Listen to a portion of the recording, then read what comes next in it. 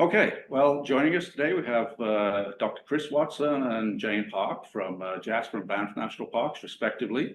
Our first speaker there will be Jane. Both have very impressive CVs, and I'm sure I can't remember all of the information, but I'll try to introduce Jane. We've made a few notes.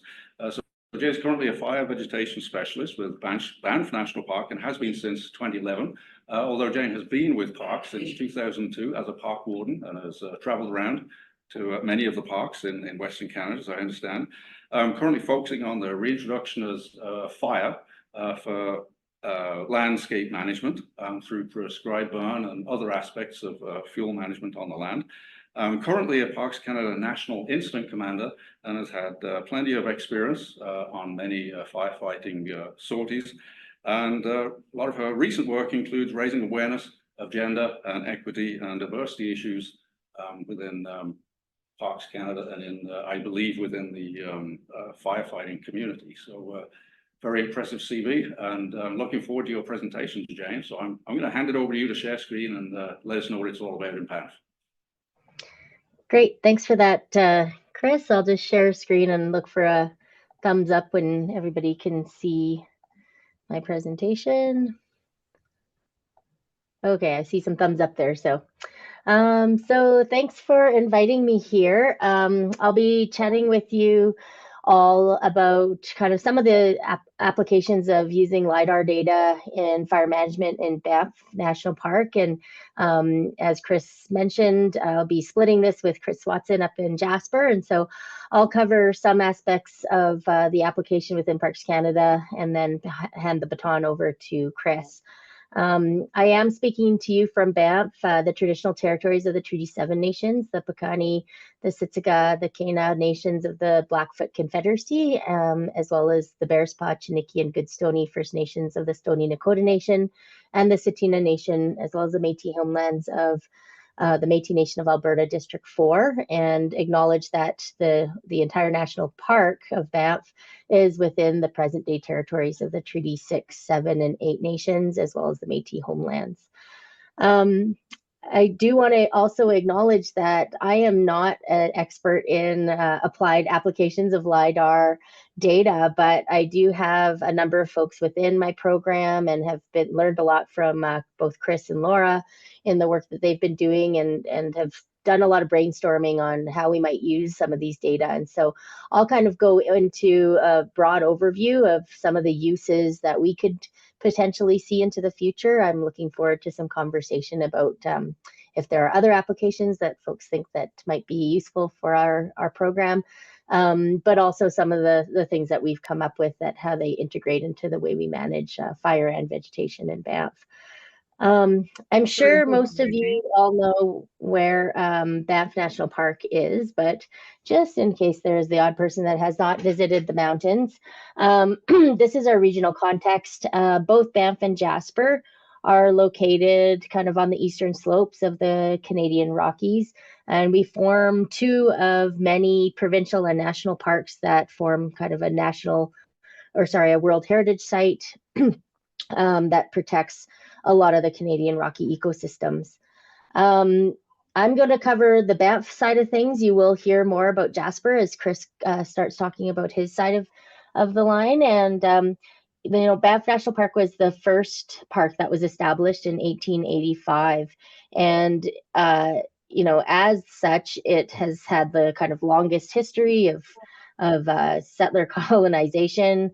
The indigenous people in this area were basically pushed out and extirpated from the land, and with that also went a lot of the indigenous use of fire, and also Western ideals of fire suppression and what a pristine wilderness is. We can see here, this is a historic photo of the Cascade Valley. This is just north of the town of Banff, up the Cascade Valley. And so we're looking north, and just out of this shot would be the Minnewanka Loop area where a lot of people recreate. And you can see from this photo and the various colors of white and gray and dark gray and black, the mosaic and heterogeneity of the vegetation that used to be typical of this area. This is about 100 years ago. And when I advance the slide forward, you'll see it slowly transition, and the photos don't exactly light up, but you'll see a transition from this kind of very mosaic-y landscape into a very continuous sea of coniferous trees. In this color photo, you can see how much infill of conifer encroachment there's been with a lack of fire over time. You can you see my cursor? In some of these areas, it does look like it's been burnt, and it has been, and that's through some prescribed fire. This park has had an active prescribed fire program since the early 80s and has been reintroducing fire for quite some time. We have an integrated fire management plan that we share with the Yoho and Kootenay National Parks, and we have fire restoration targets of reintroducing 50% of the natural fire cycle to the ecosystem through prescribed fire and managed wildfire. We kind of plan this on a 10-year cycle, and this integrated fire management plan covers everything from kind of prescribed fire implementation, fuel management implementation, preparedness and response for wildfire. And then we also, given that we acknowledge that fire is an important part of our ecosystem, we have specific fire management zoning that allows fire to play its role in the ecosystem while still maintaining public safety at the forefront of our program and suppressing it where it's appropriate to do so. Obviously, with climate change, a lot of things are changing. Our fire seasons are getting longer. We're experiencing more periods of drought. And so, all of this is kind of within that adaptive management framework, and we're constantly trying to ensure that our fire use and fire management is appropriate to the ecosystem. The overall goal is a need to increase landscape resilience. So we operate both in Banff and Jasper and across the mountain parks at multiple scales. So we implement some of these strategies at the landscape level. So, burning prescribed fires that are thousands of hectares that are resembling more the stand replacing lightning fire regime that used to be in this area, but also conducting smaller meadow burns in the valley bottoms. You can see here, this photo is actually from the Carrot Creek fuel break. So that's an area where we've done extensive logging to restore the montane grasslands. And then we've gone in with fire afterwards to improve wildlife habitat. And then we kind of work down from that landscape level down to kind of around the communities where we need to protect the community and critical infrastructure from wildfire, and then even down to like the facility or homeowner level where we're trying to protect individual facilities or homes. And we're doing that all with a variety of tools, prescribed fire, community fuel breaks, landscape level fire guards, and Fire Smart, of course, at the homeowner level. So in terms of our applications for LIDAR, there are a few that I'll mention, and then Chris will also mention a few. And on both sides, for the most part, Chris does have some unique applications in Jasper, but for the most part, obviously, these are applicable in many of our parks that are in fire-prone ecosystems. Primarily, we're going to be looking at, using it for baseline data, just a very better, finer resolution of that, and also it's just captures a lot of different types of data that otherwise are fairly expensive and time consuming to collect. We're getting more and more into wildfire risk modeling for some of that community protection and public safety aspect of things, planning and monitoring, and then looking at it from a forest succession or habitat kind of modeling perspective as well. So in terms of baseline data, at the moment, or prior to a lot of these data being collected, you can see our fire management officer, David Tavernini, who's a Lethbridge alumni, conducting some quadrats, and we're doing fuel sampling. It's a lot of manual labor. We are the federal government. We're not plentiful with human or fiscal resources, and so it's a lot of work. We conduct a lot of fuel plots for fuel loading and looking at fire fuel typing, as well as things like native vegetation communities. And we're conducting canopy assessments and all the various amounts of fuel sampling that we can do. And given how busy our fire seasons are, it's a lot of manual labor, a lot of cost and time associated with that. And so Lidar is really helpful in terms of quantifying fuel loads. We can do large swaths at a time and reduce the amount of expensive helicopter and people time to access various sites and reduce some of those costs. When you think about multispectral LiDAR, it's getting better and better at identifying different vegetation types and species and community types. And all of that information is really important to us at the prescribed fire planning level, at the landscape level. So when we're planning large prescribed fires, right now our fuel mapping is very coarse.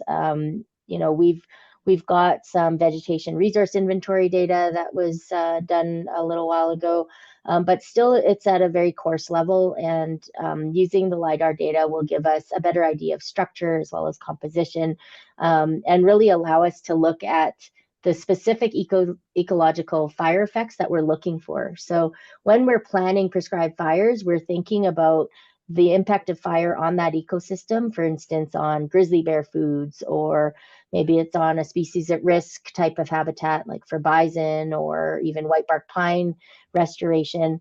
Having this level of detail and information is going to be really important for us to define what our prescription is. So what type of fire, how hot we want it to be, what time of year we're going to burn it in, what kind of fuel consumption we want, what burn severity we're looking for. And it will be really important to us to do that. And then just from, again, that fuel mapping perspective. So we do have Hillary Cameron in our shop.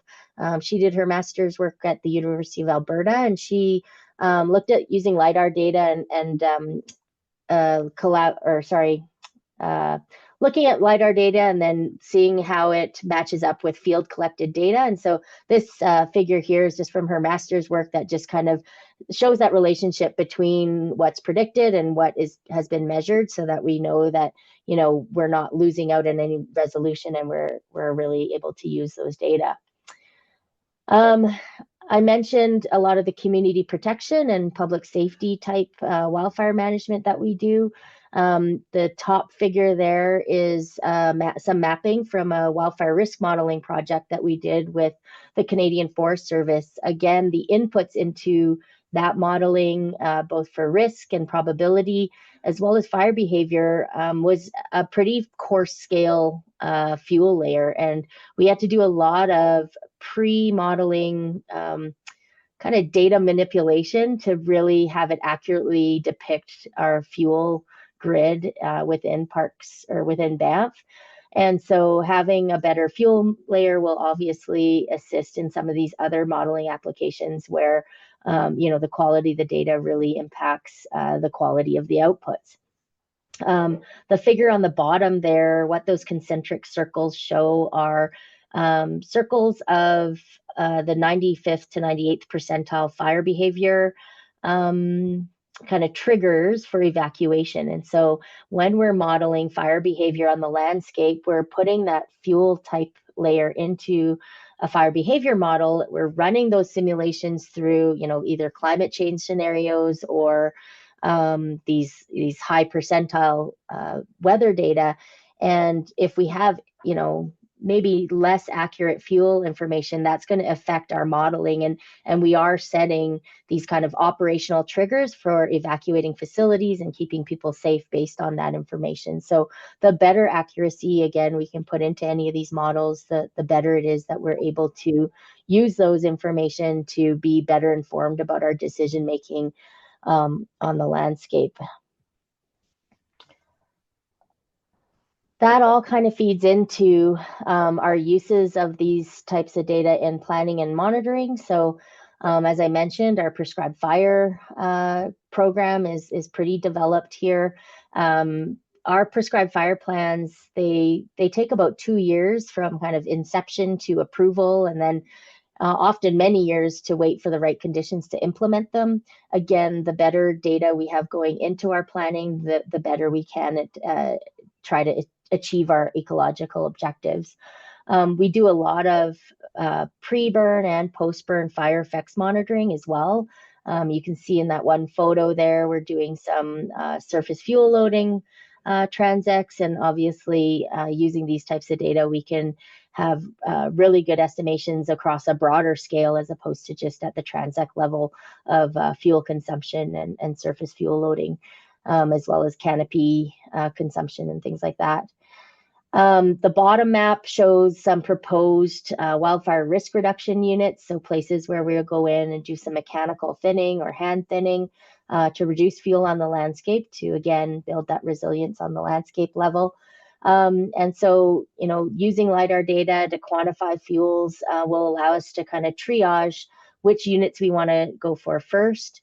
It helps us map the fuels, but also monitor fuel loading over time for maintenance activities, because, you know, we'll reduce fuel loads maybe to begin with logging, but we have to continually monitor those sites. And currently we're doing that through ground measurements, ground transects, plots, crews, all the rest of it. And so anything where we can monitor changes in vegetation or fuel loading over time is really helpful for us as land managers to prioritize where we need to move next.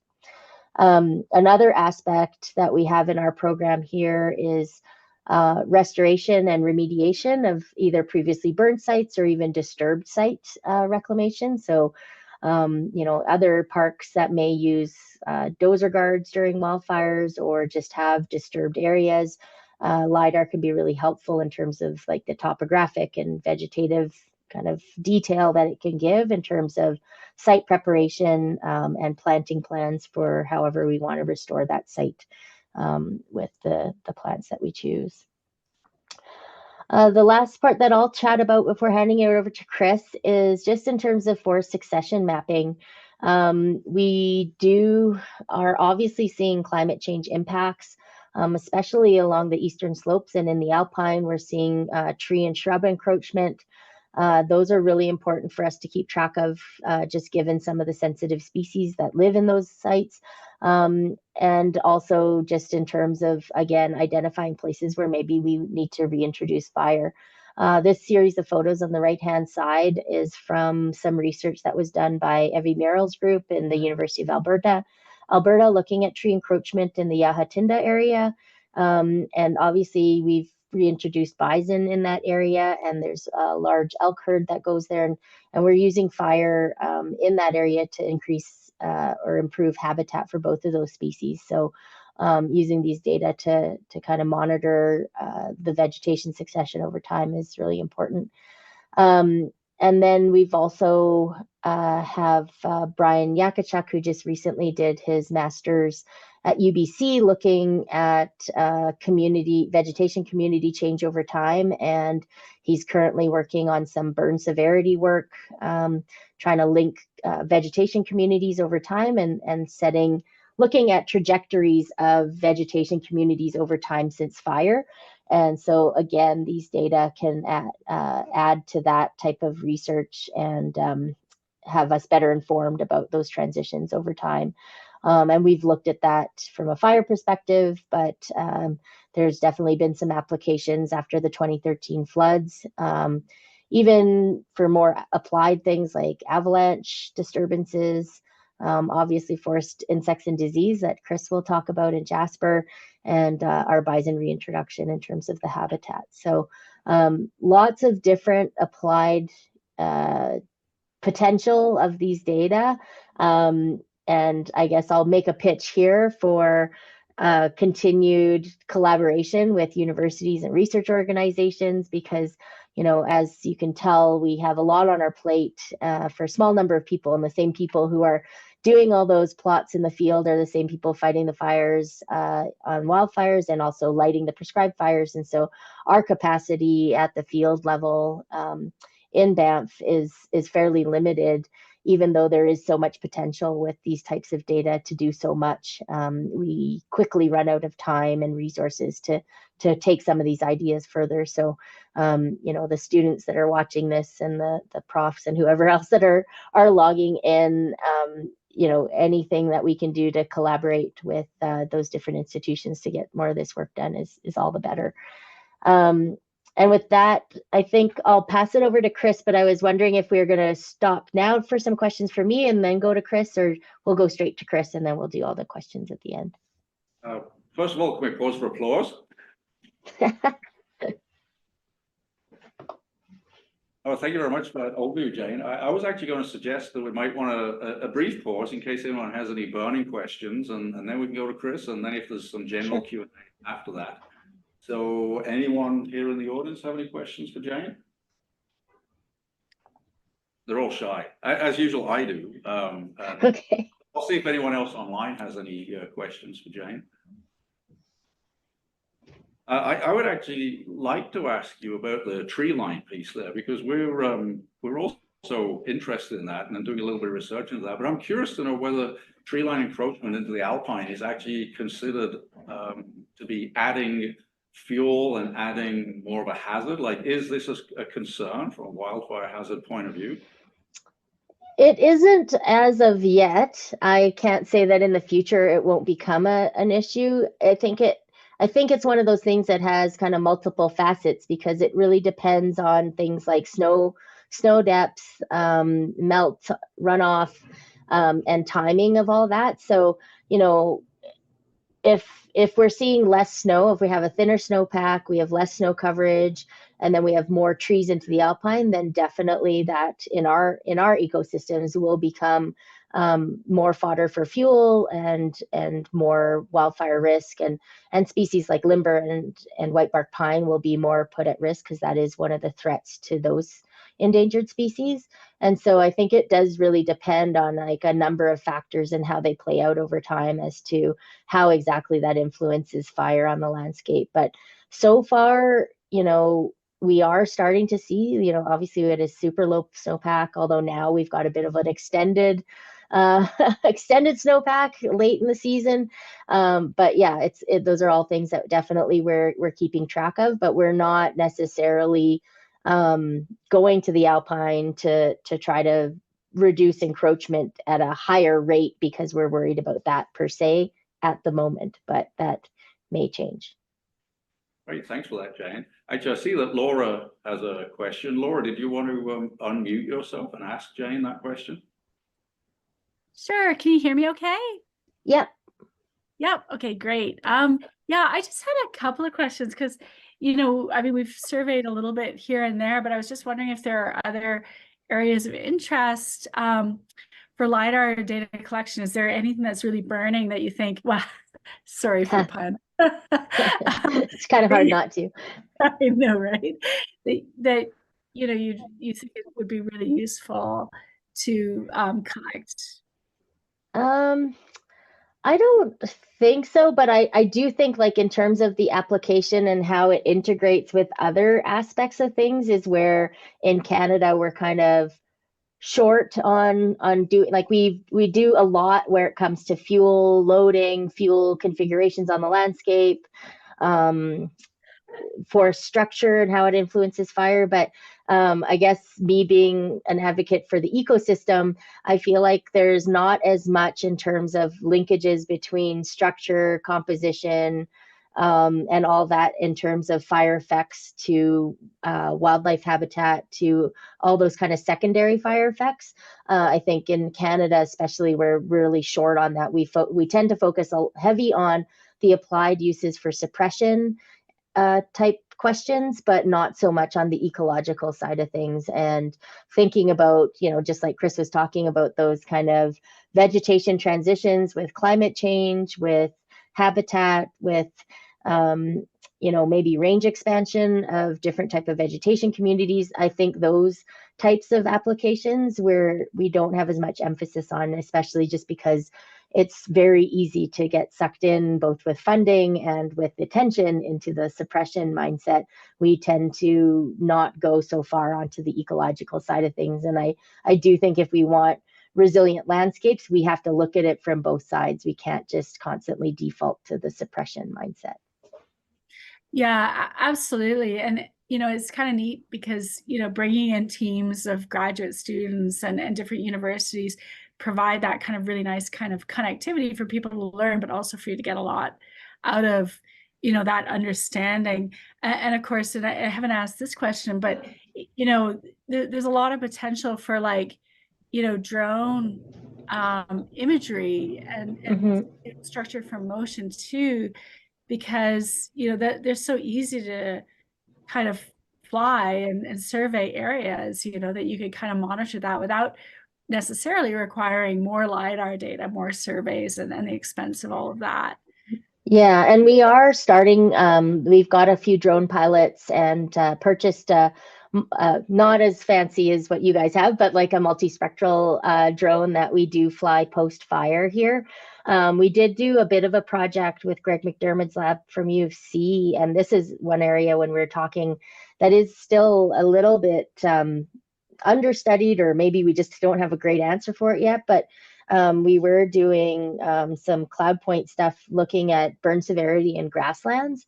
So we don't have a great proxy for burn severity in our grassland vegetation types, just because they're so fast growing, and the difference between a very severe grass fire and a not severe grass fire is, like millimeters or centimeters. But given the technology is out there, I do think that's one application that could be quite useful in terms of determining, in Waterton, when Keno went, they tried sometimes to apply what works better on forested areas to look at burn severity. But, just this picture behind me shows that you can have extremely severe and intense fires, but the seed bed is quite resilient. And so having that finer detail of burn severity in those fuel types that are already hard to kind of judge might be really, really useful into the future.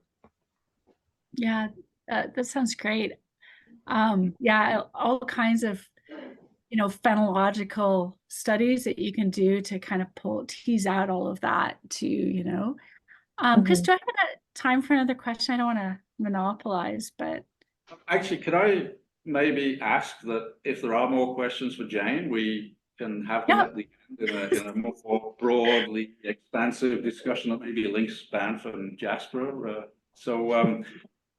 Sorry, Laura, I just know there's lots more questions we could ask. So in the interest of time, I would like to move on to Chris, especially because we're hearing things about grasslands and ecology, and I know Chris will probably touch on a few of those things. So yeah, okay. I say, if Jane was, I put my question in the chat.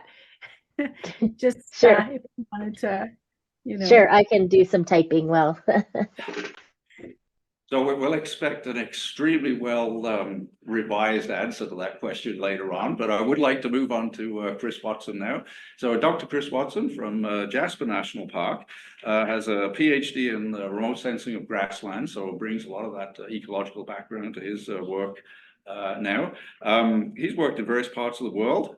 He is currently a landscape ecologist with Jasper National Park and works to optimize how data and information is used within park management, and is acting in a collaborative capacity with a range of government agencies, industry, and university researchers to explore the uses of cutting-edge technologies to support parkland management. So with that, I'll hand it over to you, Chris. Thanks again for being here. Hey, my pleasure. Thanks for having me. It certainly sounds like I do a lot of things when you write it all down, but I'm not sure my boss would tell you the same thing.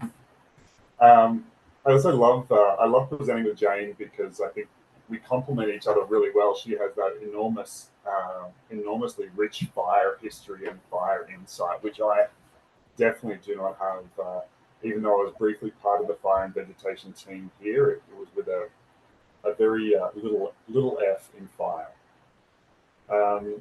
So it's also great working in this collaborative sense with Banff, because we do have so much overlap.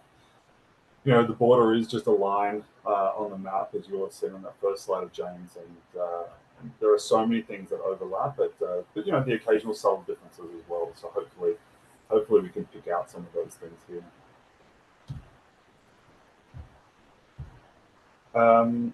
First of all, I'd like to start by acknowledging that the lands of Jasper National Park is in Treaty 6 and Treaty 8 territory, and the traditional lands of the Anishinaabe, the Sinuwitch-Winuwak, Deneza, Nehiwak, Stony Nakota, and Métis, and acknowledging the past, present, and future generations of these nations who continue to steward the land, and as scientists and practitioners to welcome current and future reconciliation efforts.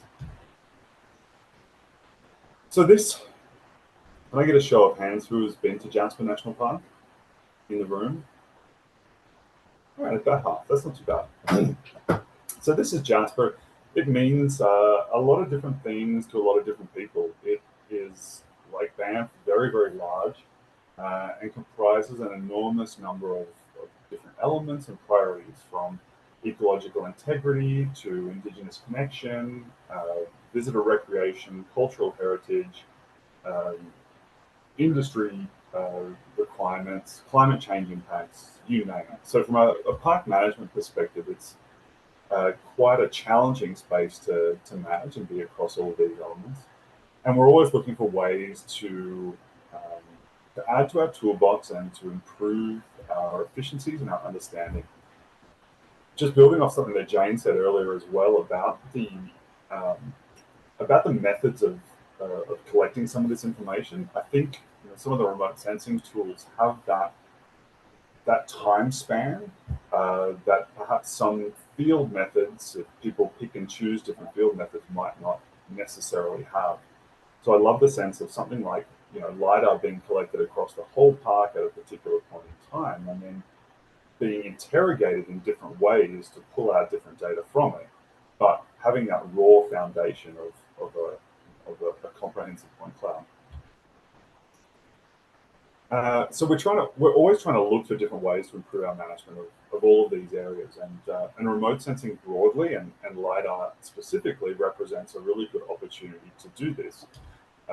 As Jane says, given our resourcing, it's not always, and our interests, it's not always the easiest thing to apply, but through different collaborations, I think that's one important way that we can move forward in some of these opportunities. So this map here is where Jasper has Lidar from a collection that we contracted in 2019. On top of this, it captures most of the main valleys, but on top of this, we have some scattered collections in different years from individual projects. A lot of those are related to glaciers and things like that. But through other partnerships, such as the ones that we've had with Chris and Laura, we've captured most of the main valleys, but there are still some big gaps to fill, as you can see. We've got about a third of the park covered, and it's a pretty large park.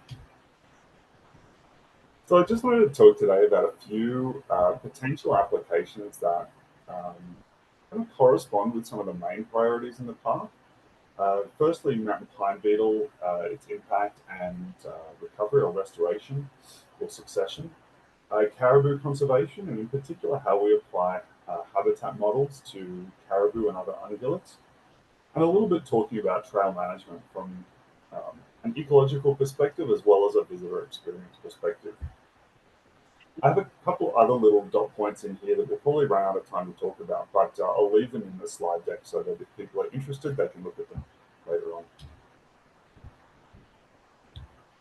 So this is mountain pine beetle for those who haven't met one before. Their favorite food is lodgepole pine, and it's very rare to see just one. Usually you see millions and millions and millions and millions and millions. In Jasper National Park, they're an endemic beetle, but not often seen in epidemic numbers this far north.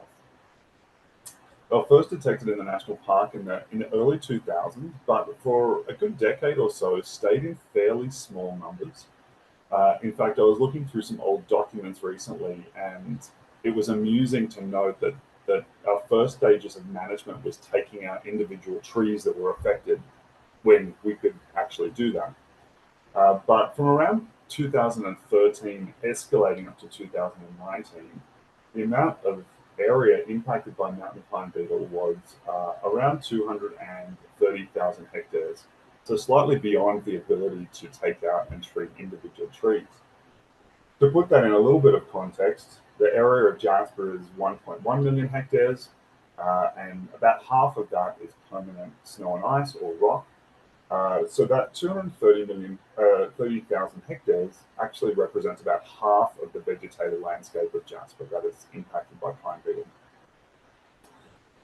You can see this picture down here in the lower left is a landscape that has been impacted by pine beetle, and you can see that most of the trees affected are going through their red phase. So this is when the needles all die off because just the sheer numbers of beetle attacking the trees have killed it.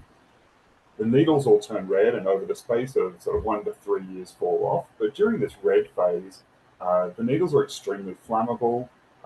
During a wildfire, they can be blown to different parts of the landscape ahead of the fire front and cause additional spot fires. So they're a real concern for fire managers. Once those fall off and the tree enters its grey phase, they become less, I guess, visually concerning, but they still represent an enormous quantity of dead fuel, dead standing fuel on the landscape, and as time progresses, fallen fuel on the canopy floor. Just drawing your attention again to this little graph here at the bottom of the right-hand corner that shows the population increasing. In 2019, we had a strong winter with some really cold temperatures, coupled with the fact that there were very few lodgepole pine left to eat, and we saw a massive crash in this epidemic of pine beetle. So at the moment, there are very few active pockets of pine beetle infestation in the park. So where does that leave us now that we've learnt to live with the pine beetle? Oh, and I should have added as well, this is a good example of how, as students of life, you need to start to recognize when there are AI-generated images and when there are regular photos in presentations. Now we're living in a situation where, after this pine beetle, this major disturbance on the landscape, we're not too sure what's going to happen next. We know there's going to be a lot of fallen timber, and we know there's going to be massive structural changes across the landscape that could have all sorts of impact, from practical impacts in terms of fire severity, in terms of how people respond to fires.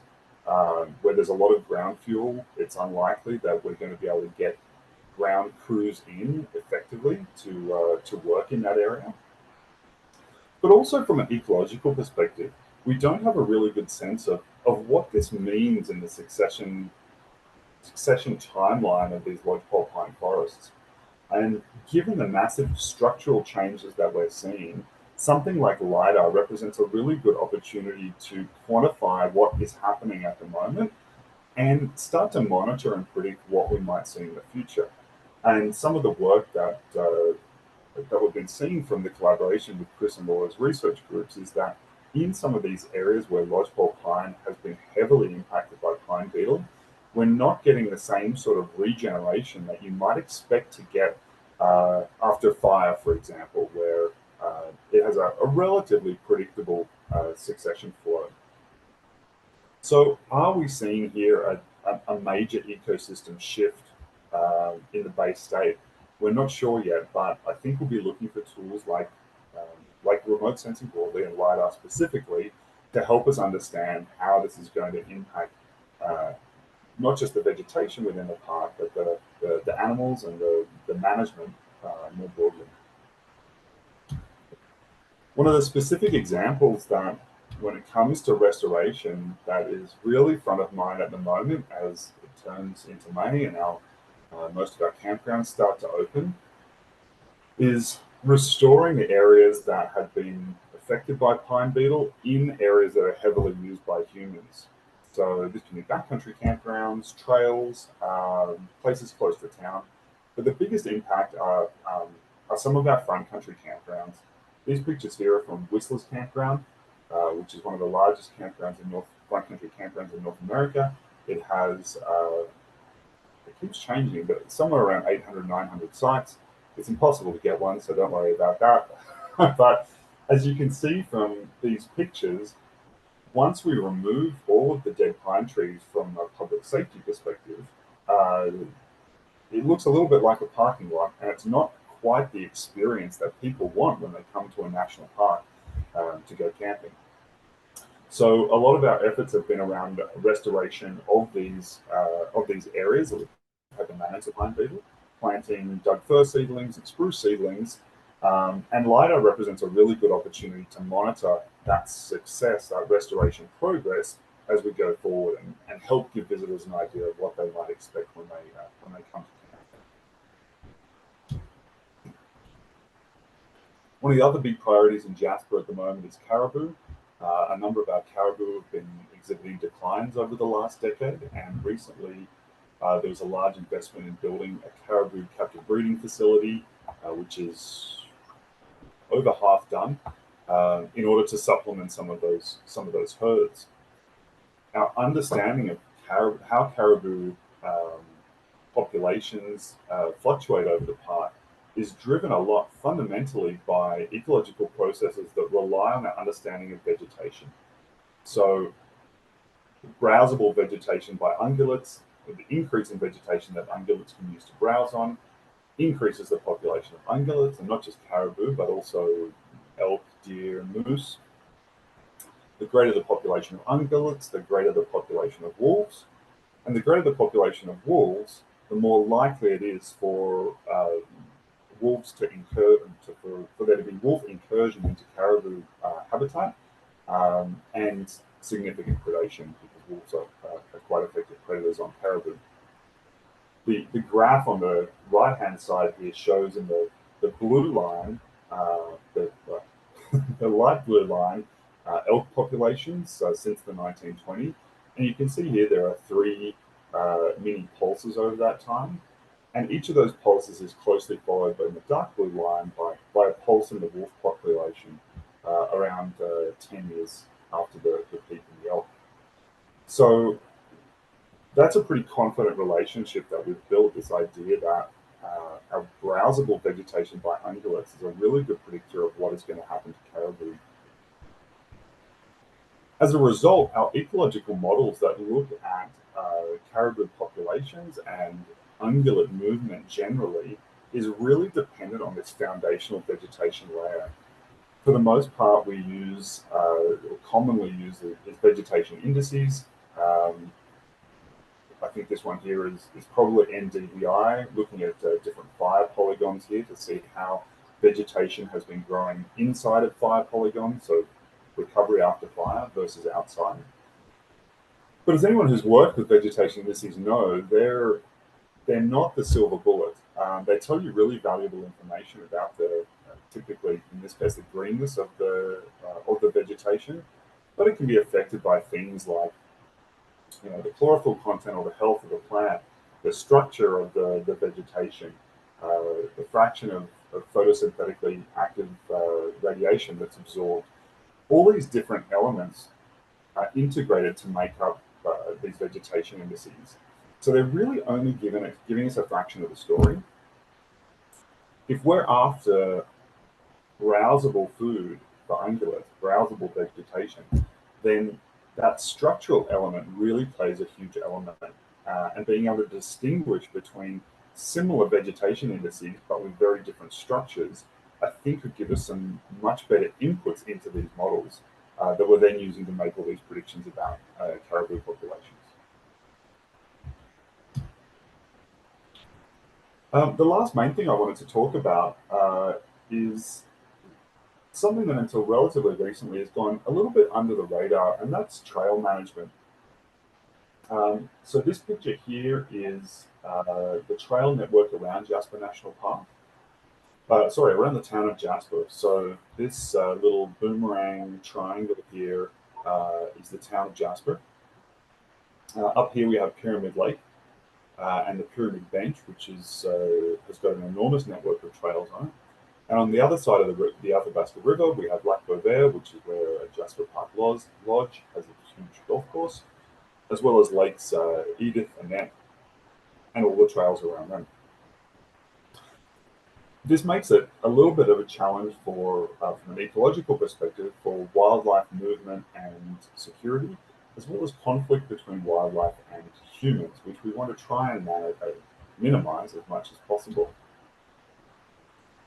This gives it, one of the steps that we've taken to try and minimize that is putting in these wildlife corridors where there's not any human use allowed.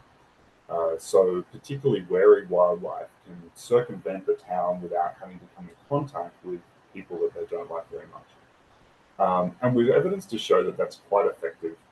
We've got some species on some of our trail cameras out there that it is quite rare to see in the vicinity of the town and up on the bench. So moose in particular, cougars and some of the other cats in the park, the bobcat and lynx. Even though grizzly bears are becoming increasingly common in the town, habituated ones, these corridors give room for more wary, more non-habituated bears to make their way around where people are. But this bench area where there are lots of people is not static either. It contains areas such as Jane was talking about, where big blocks of wildfire risk reduction has been done, where there is prescribed fires, and where indeed there are wildfire or residual wildfire, and all of the resultant vegetation change that comes with that as these dynamic landscapes continue to go through that successional process. So part of the question is, how do we manage these trails for that ecological integrity and avoid areas of high quality habitat that these wildlife are likely to want to use? If we put trails through high quality habitat that wildlife are going to be at, we're going to end up in human wildlife conflict. We're going to end up with areas where we get habituated animals, and that rarely ends well. So the left-hand picture here is a bit of an indication of how we do this at the moment. We have vegetation mapped, and in this case, the yellow is aspen stands, which are high-quality habitat for a number of different species. But it's a fairly static point in time, and it doesn't really communicate that information really well. The map in the middle is slightly better. It gives you some more information about habitat value for female grizzly bears in spring that integrates a few different variables.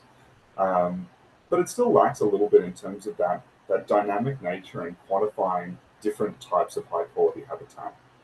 Whereas if you look at the surface that's generated from the point cloud on the right, it gives us a really nice view and it allows us to quantify some important areas for bear foraging, like open areas where you get shrub regeneration quite quickly. But you can also very readily see where the areas are on the landscape where you might have wetlands. And by doing so, it allows you to really easily communicate to people where those parts of the landscape are that we would like trails and where that we would like to avoid putting trails. The final thing that we don't talk about a lot, especially in the sort of sciencey ecological world, is how trails affect the visitor experience. And it's something that is that we're constantly thinking about, particularly in our visitor experience group. We have millions of visitors coming to these parks every year. They have certain expectations about what they want, and are we meeting those expectations by the type of trail offers that we have? So occasionally we'll, if we think some areas are not meeting expectations, we'll look at how we might be able to provide an alternative. So this is exploring a reroute on one of our popular hikes, or the potential for a reroute on one of our popular hikes. When designing trails in national parks, there are a number of standards that we use. They're related to the grade of the slope, as well as natural hazards to avoid that might be impediments to people. I mentioned right at the very beginning that we had Lidar for just a proportion of this park, and unfortunately for this project, it cut out just at the very edge of where we needed it to be, because it's the perfect opportunity if you're looking to calculate slopes on the sides of mountains, looking for areas where the grade might be appropriate, from coarse digital terrain models or fine digital terrain models, but also then using that fine detail and that structural resolution that LiDAR data gives you to pick out areas of potential hazards. So in this case, we have a number of different rock slide areas, but we also have huge areas that are impacted by pine beetle. And those areas are the trees in those stands are starting to fall down. And in the end, that provided one of the biggest barriers for this to go ahead. It's simply that there was too much, it was going to take too much effort cleaning out all those trees. There were other slope considerations as well. And the other thing, of course, that LiDAR can do in this case, when you've collected it across the landscape, is to look at the view sheds that the people are going to get. People don't really like, climbing up an enormous mountain and then having a forest full of trees to look at in front of them. So our idea is to target some of these magnificent viewscapes that we have in these landscapes.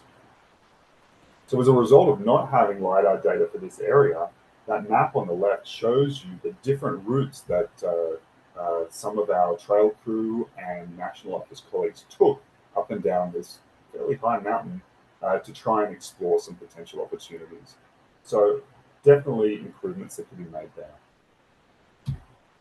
I'm going to skip over these couple of quick potential applications, but they're ones that we've been approached with by different groups within the park, trying to identify caves and canyons that support species at risk, and using LiDAR to support some of our, or rather improve some of our archaeological applications. And I know we're running short on time, yeah, if there are any questions that you have for me now or later, happy to oblige. Thanks, Chris.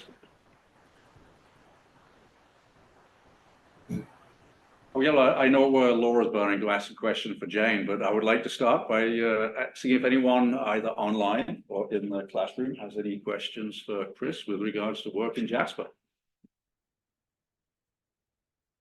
Yeah, Alex. I guess this isn't, too LiDAR specific, but just kind of hopping on, the aspect of like limited resources, people power, for like the mountain pine beetle.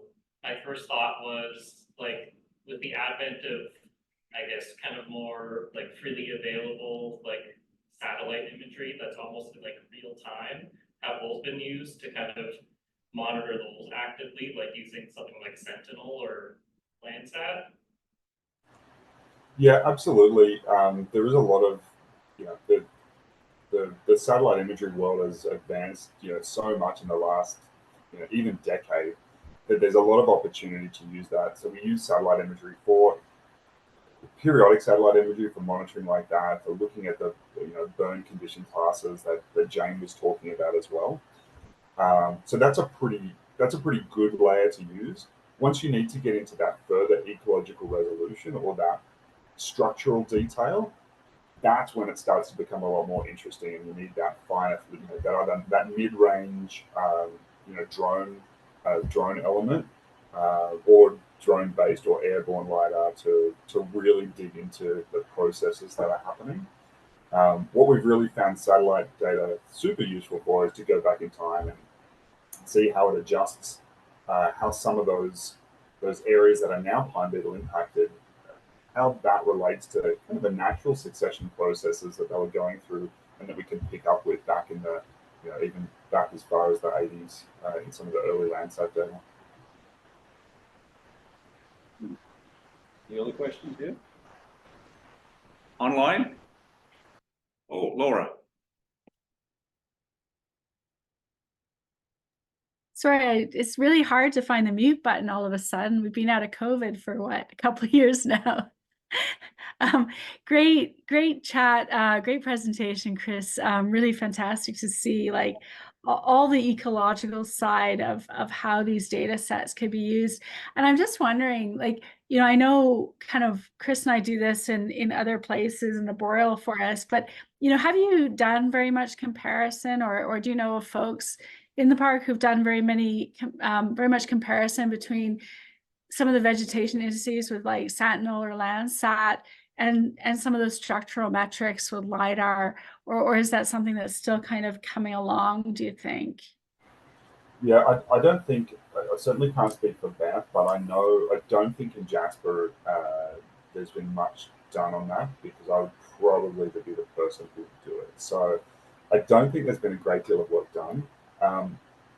It sounds like a horrible excuse to keep trotting out, but a lot of it does come down to capacity, and particularly with particularly with the fire techs and other fire personnel. I know we have so many ideas on the go to work with, and then you get a bad wildfire year and no one's around for 6 months.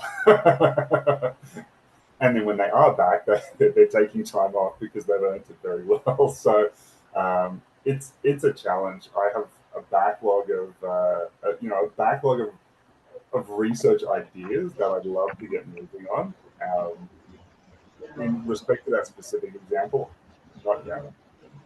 Yeah, in Banff, Brian Yakachuk, through his master's project, because he was looking at vegetation community change over time, he was looking at a bunch of those different metrics. He would be better served to answer the question as to kind of all the different versions of whether it was NDVI or all the other types of ways of looking at that multispectral data. And but he has been looking at that, and with one of the goals being, how do we best detect at a larger scale that change in vegetation over time since fire, and relating that back to some of our kind of forest succession modeling. So he is doing a bit of that. That's one of our joint passion projects that we're still trying to carve out a little bit of time in between busy fire seasons to work on.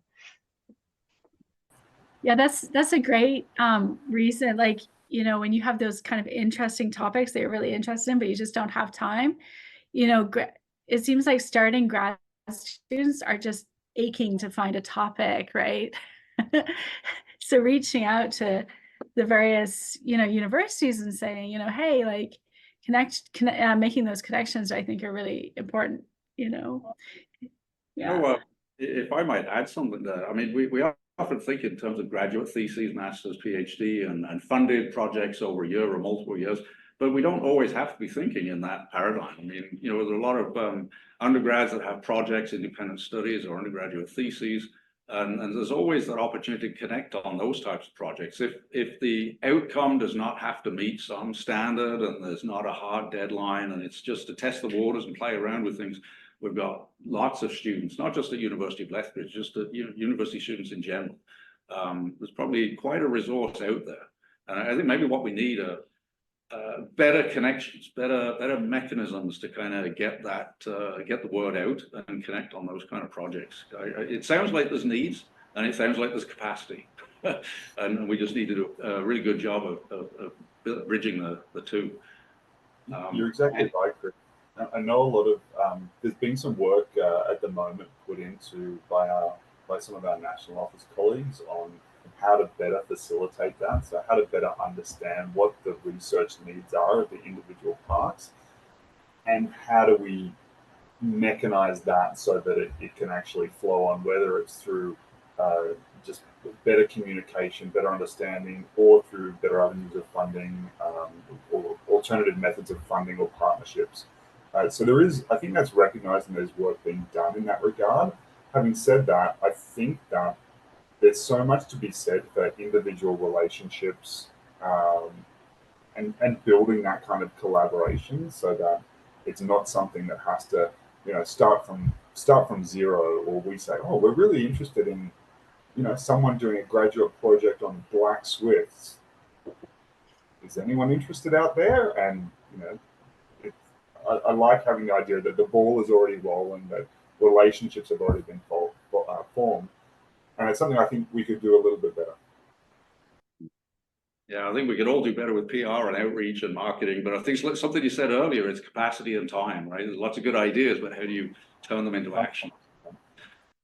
Yeah. Does anyone else have any questions here? I do have one for you, Chris, because I'm not much of an animal ecologist. I have to admit, I spend more time in.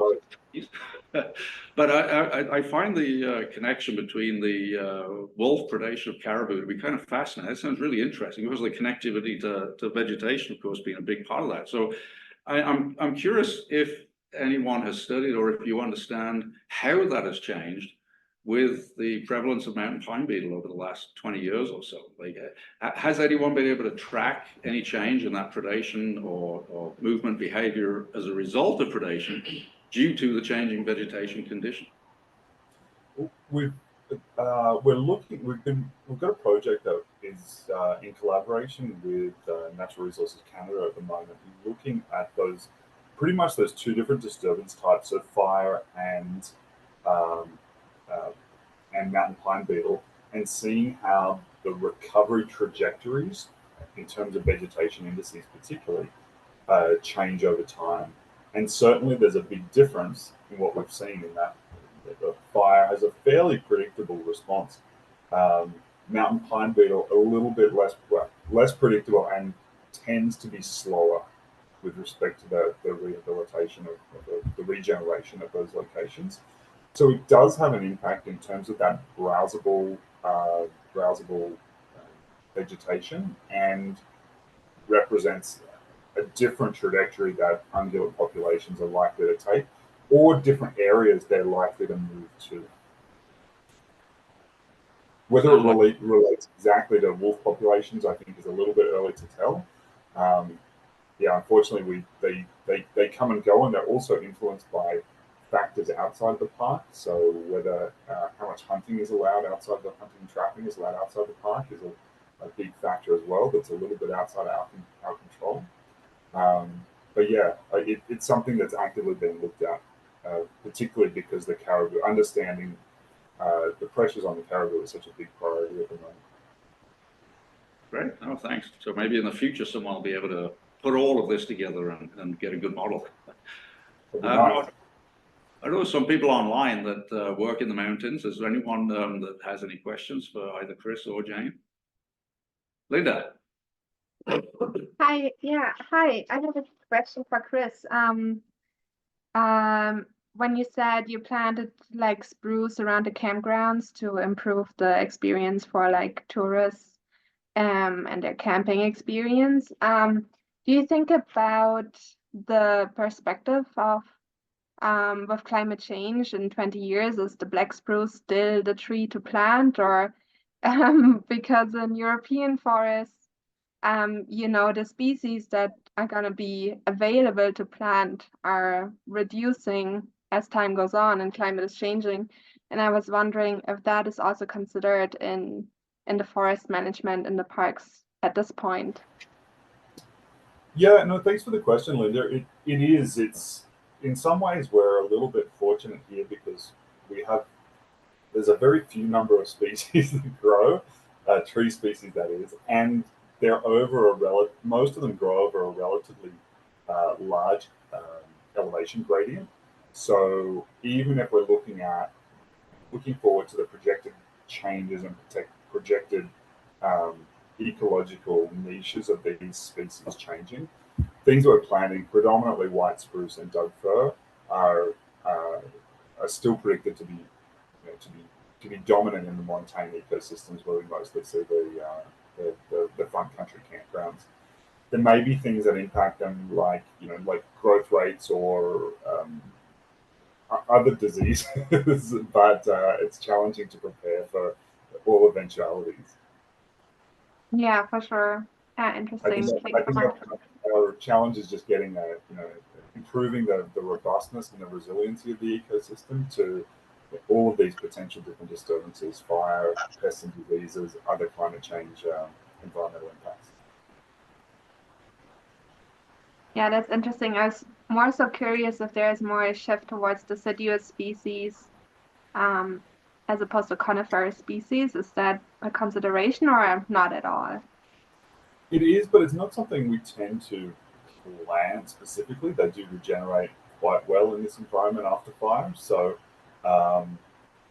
it's something that we consider a lot when we're looking at the landscape level fire planning that Jane was speaking about, but less so as from a specific planting perspective. Interesting. Thank you. Thanks for the question, Linda, and thanks for the response, Chris. I suspect that the last question I would be quite similar to the one that Laura was going to ask. I know you guys have had a little conversation in the background, but Laura, did you want to ask your question again, and maybe we'll end with Jane's response? Sure, absolutely. So my question was really about the use of LIDAR for fire behavior modeling. You know, with regards to some of the models that are used, you're basically using a very generalized fuel type system of just kind of general structural characteristics. But with LIDAR, you can get a lot more. And in the United States, they use different tools such as fast fuels and then quick fire. And so I was wondering kind of where we were going with that kind of a system with regards to airborne LIDAR data. And so Jane, I don't know if you wanted to re-answer my question there, but. Sure. Yeah. So I just typed in the chat there that definitely the way the Americans model fire behavior is a lot more granular. They have a lot more different fuel types to choose from. It's not just kind of a structurally based thing, much like the Canadian models are. But I think because it might actually present some opportunities, because a lot of how the Canadian fuel models are used in fire behavior modeling are very structural. Like there is kind of, you know, it's like coniferous trees with this crown base height and these types of structural attributes.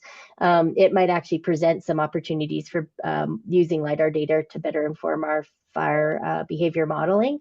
And then as also this multispectral data gets easier and better at defining forest communities, we can also use that for fuel classification. And Laura mentioned some like fusion, the fusion stuff, and some other classification things. And I was mentioning that Hillary, who works for me, her master's project used some of those types of methods to do fuel classification and fuel mapping. So there's definitely a lot of work going into that. So I don't know if Laura, you wanted to end with kind of the stuff that you're working on with Dan Thompson and John. Yeah, absolutely. And I just I had a message in there and I removed it because I wasn't sure if I was starting to go down this certain line, but basically one of the things that we're kind of starting to explore is the kind of looking at resistances within voxels using LIDAR data. So basically, how do fuels connect in the landscape, and how could we potentially kind of bring this into like a fire behavior modeling framework? So one thing that we're doing kind of at the end of this month is to go to a quick fire workshop on how to ingest LIDAR data into this at Canadian Forest Service. And there's only a few of us kind of able to go because it's really hard to get the licensing for that.